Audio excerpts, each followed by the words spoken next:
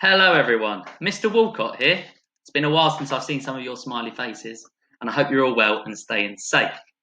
Now I'm here to talk to you today about internet safety because today is Safer Internet Day, and where some of us at home doing lots of online learning, I thought it was important that we just talk today about how to stay safe online and what to do if things go wrong.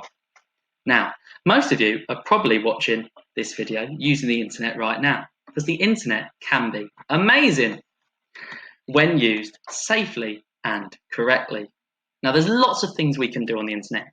We can play games on the internet, we can upload our work on the internet, we can research our favourite people on the internet, you can buy things on the internet. The possibilities at the moment are endless.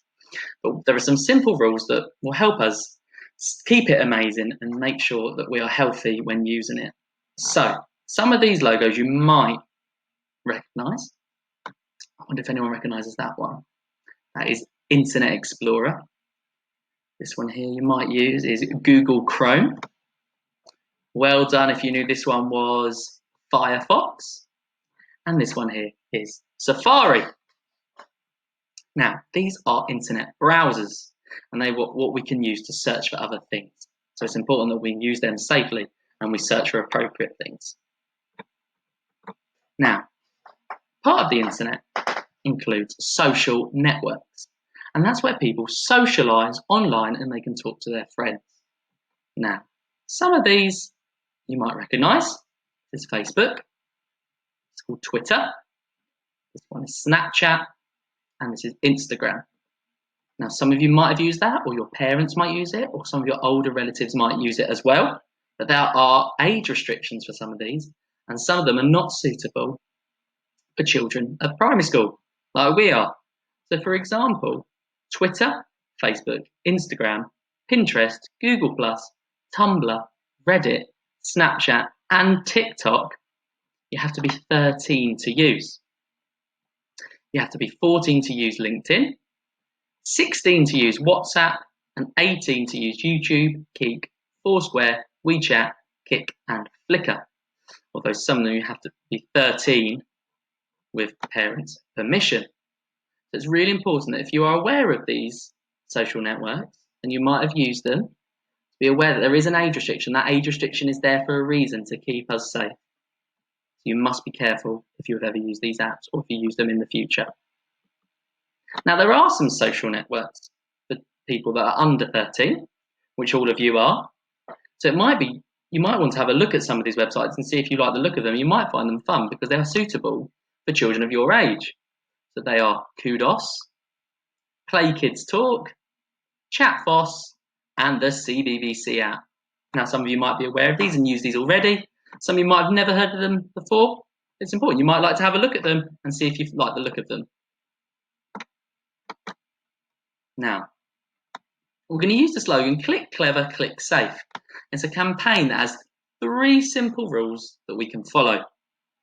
Now, those 3 rules are zip it, block it, flag it.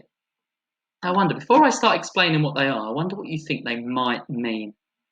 Zip it, block it, and flag it. So we're going to start off with zip it. Now, zip it means we really have to think about everything we say online. And it's really important that we don't give away too much information about ourselves, because people online might be able to work out who we are or where we live and come and find us, and that could be dangerous. So it's important that we don't give away our real names, our address, or even which school we go to. And potentially, if you're part of a club, my advice would be definitely don't tell anyone which club you're part of, because then they can work out more about you. So it's important that we zip it and we don't tell people online anything about us. Now, the next one is block it. So if something looks odd, it probably is. That means you must block and delete emails from anyone you don't know. And if someone you don't know, or even someone you do know, sometimes that happens, sends you an email or a link or a message with attachments in that you don't know what they are and you think they might be dangerous, then my advice would be do not click on them. Okay? Because if we press and we click on the attachment, Sometimes it can allow nasty viruses onto our computers, and it can do damage to our computers, and they can steal information from our computers or our laptops or any other devices. So my advice would be, don't click any attachments. Now, if anyone sends you a nasty email or a message, don't get into a discussion.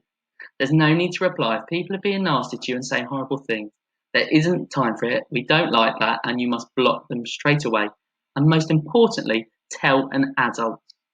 Tell an adult you trust. That could be an adult at home. If you're at school, it could be your teacher. It could be any member of staff at school, because we're all here to help you. Just someone you feel safe that you can trust to tell. Now, these rules, as much as I'm saying the internet, it can also apply to devices that use the internet, such as game consoles. So some of you might play on Xboxes or PlayStations or Nintendo Switches. And some of you might play on your tablets. And the same rules apply. If you get messages with links with horrible things in, then don't click them. And if someone says something horrible to you, then you must block them and tell an adult straight away.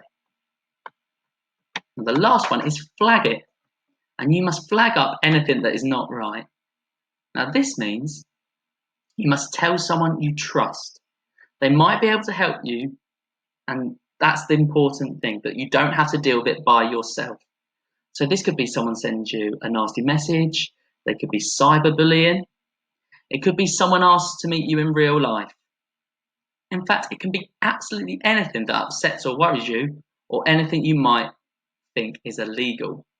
So if any of those things happen, anything that upsets you, you don't like the look of, you think might be illegal, or is just horrible and unkind, you must tell an adult.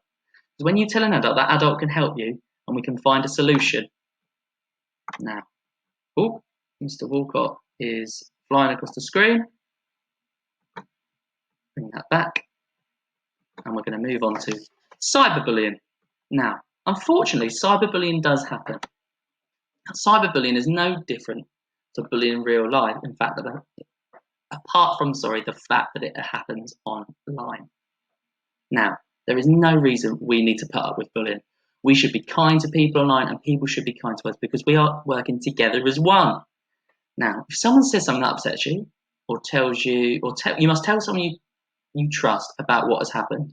Now, as I said earlier, that can be a teacher or a parent, and we must block the bully. Remember that typing something nasty in a message to someone is just as upsetting as saying it to their face. Just because they're not there in person and you type the message and send it doesn't mean it's not going to hurt the person when they see it. So please think before we're sending any messages.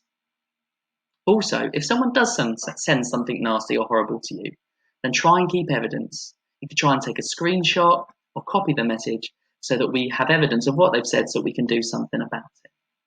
But there is no excuse for cyberbullying. Now, meeting people offline. Move myself again. Now, never meet anyone from the internet without an adult with you, as this can be very dangerous. Remember, people may not be who they say they are. Anyone can upload a photo of someone else and call themselves by a different name with a made-up profile of their age and interests. It's important that you talk to a trusted adult if anyone asks to meet you in real life. Very important. If anyone ever asks to meet you, you must tell an adult straight away. Now, the main thing that I want you to take from today's video is that if we're smart and safe online and we make the right choices, then the internet can be absolutely amazing. But unfortunately, things do go wrong sometimes, and that will happen. But the important thing to remember is that we must tell an adult. If things go wrong, if something happens, if someone sends us a message or asks to meet up with us offline, you must tell an adult so that we can help you. Now, to finish with, I want to suggest a competition. Now, the competition is to create a poster that highlights any element of online safety. So that can be, you can create a poster explaining to someone how to stay safe online. You might pretend that an alien's just come down from space and you have to explain to them what you need to do. You might use our zip it, lock it, flag it motto. You might use our click clever, click safe. And you might even come up with your own logo or slogan yourself. Now, you can create your posters on a computer or on a tablet or any device you have available. And if you don't have a tablet or device available, then I'm absolutely happy for you to create your poster using pen and paper the old-fashioned way, because posters can be amazing however you do them. If you choose to do it on using pen and paper, that's fine. If you want to do it on a device and you're lucky enough to have a device available to do it on, that is fine as well. Now, when you've completed your posters, please can you upload them to Tapestry, and then your teachers will see them and forward them on to me, and then I am going to pick 3 winners across the school, and there will be a prize for those winners. Now, I'm not going to tell you what the prize is just yet, but I promise you it'll be worth your while. So put lots of hard work into it. And remember, everyone, stay safe online.